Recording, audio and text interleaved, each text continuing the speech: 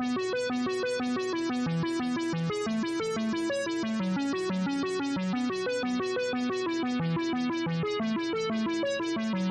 Students, exam special JPIC में आपका स्वागत है। Students, I hope you are also fine. आप एकदम ठीक होंगे, स्वस्थ होंगे और बोर्ड परीक्षा की तैयारी कर रहे होंगे।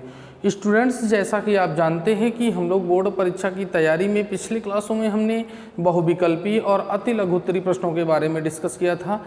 आज का यह सेशन जो कि पार्ट 6 है, इस सेशन में हम आपको 4 लघु उत्तरीय प्रश्नों के बारे में जो है डिस्कस करेंगे, जो कि बोर्ड परीक्षा के लिए अत्यंत महत्वपूर्ण हैं। इनको किस प्रकार से सॉल्व किया जाएगा और किस प्रकार से पढ़ेंगे कि आपको ये तैयार हो जाएगा, उसके लिए आप वीडियो को लास्ट तक देखिए और ध्यानपूर्वक कॉपी में नोट भी करते रहिए। इससे जो है आपको दोबारा देखने की आवश्यकता ना पड़े। तो आइए देखते हैं कि हमारे ये लघु उत्तरीय प्रश्न कौन कौन से हैं और इनके आंसर क्या होंगे।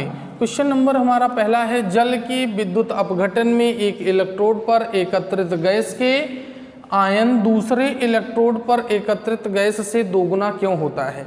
जैसा कि आप जानते हैं कि जब हम जल का विद्युत अपघटन कराते हैं, H2O क्या होता है इसमें, जब हम विद्युत प्रवाहित करते हैं, विद्युत अपघटन कराते हैं तो हमें H2 और ऑक्सीजन मिलता है, हाइड्रोजन और ऑक्सीजन मिलता है। यहाँ पर अगर अभिक्रिया को बैलेंस करें तो 2H2O और 2H2 + O2, यहाँ पर यह अभिक्रिया संपन्न होती है जिसमें जो है एक इलेक्ट्रोड पर हाइड्रोजन और दूसरे इलेक्ट्रोड पर ऑक्सीजन होता है।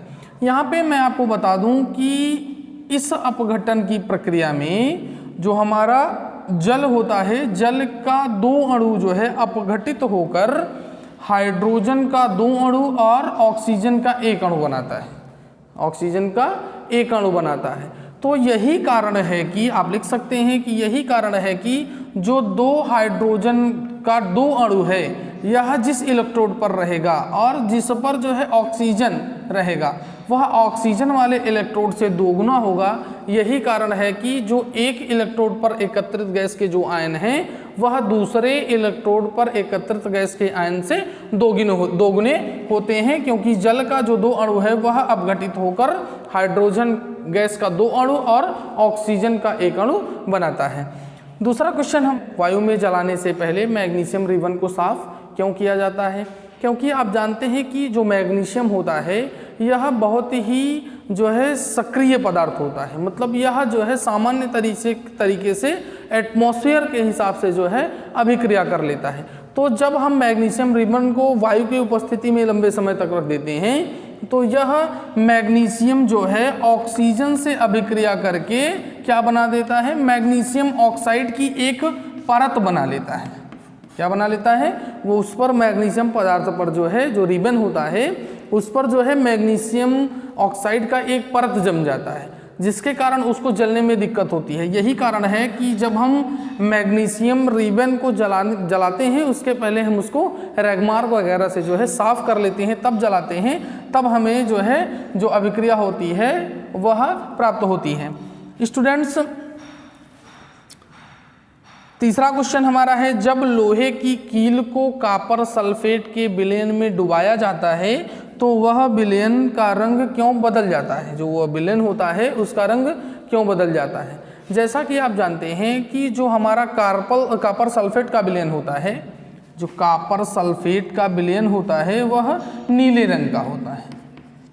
कौन से रंग का होगा, नीले रंग का होगा। तो कॉपर सल्फेट के विलयन में जब हम जो है लोहे की कील को डुबाते हैं तो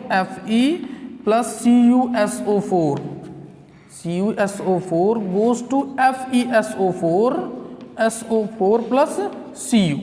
ठीक है, तो यहाँ पर जो अभिक्रिया होती है वह विस्थापन अभिक्रिया होती है कि आयरन जो है वह कॉपर को उसके विलयन से क्या कर दे रहा है, विस्थापित कर दे रहा है। तो यहाँ पर हमको बाद में क्या मिलता है, फेरस सल्फेट मिलता है, जिसका रंग जो है हल्का ग्रीन कलर का होता है। तो हम कह सकते हैं कि जब हम आयरन को कॉपर सल्फेट के विलयन में घोलते हैं तो जो आयरन होता है वह उस कॉपर को उसके विलयन से विस्थापित कर देता है और फेरस सल्फेट का विलयन प्राप्त होता है, जिसका कलर जो है हल्का हरा होता है। तो यह जो है क्या कर देता है कि विलयन के नीले रंग को जो है हरे रंग में परिवर्तित कर देता है। क्वेश्चन नंबर 4 है, निम्न अभिक्रिया को संतुलित कर उनके प्रकार को बताइए। कि ये अभिक्रियाएं हैं, इनको हमको संतुलित करना है और संतुलित करने के बाद ये अभिक्रियाएं किस प्रकार की हैं, संयोजन है, वियोजन है, द्विविस्थापन है, विस्थापन है, ऑक्सीकरण, कौन सी अभिक्रिया है, इसके बारे में हम लोग डिस्कस करेंगे। स्टूडेंट्स, यह पहली अभिक्रिया है CH3Cl methyl chloride goes to Cl2 goes to CH3Cl plus Cl2 goes to CH2Cl2 plus HCl। यहाँ पर क्या है कि अगर हम लेफ्ट साइड में देखें तो कार्बन 1 परमाणु, राइट साइड में भी कार्बन 1 परमाणु है, हाइड्रोजन का 3 परमाणु है, राइट साइड में जो है हाइड्रोजन 2 1 3 परमाणु हैं, क्लोरीन का 2 1 3 परमाणु है लेफ्ट साइड में, और यहाँ भी राइट साइड में 3 परमाणु है। इस तरीके से यह अभिक्रिया जो है बैलेंस ऑलरेडी है। और इस अभिक्रिया में जो है हम अभिक्रिया की प्रकार की बात करें तो यह अभिक्रिया विस्थापन अभिक्रिया कहलाएगी। विस्थापन अभिक्रिया होती है, जहाँ यहाँ पर क्या है कि जो क्लोरीन का 1 परमाणु है वो हाइड्रोजन के 1 परमाणु को विस्थापित करके CH2Cl2 बनाता है, इसलिए यह क्या है, विस्थापन अभिक्रिया है। दूसरी अभिक्रिया को अगर हम देखें तो H2SO4 प्लस NaOH एक अम्ल और क्षार अभिक्रिया करके सोडियम सल्फेट का लवण बनाते हैं और जल बनता है। जैसा कि आप जानते हैं कि जब हम अम्ल और क्षार की आपस में अभिक्रिया कराते हैं तो जो लवण बनता है और यह उदासीन होता है, तो इसलिए हम कह सकते हैं कि यह अभिक्रिया कौन सी है, उदासीनीकरण अभिक्रिया है। उदासीनीकरण अभिक्रिया है।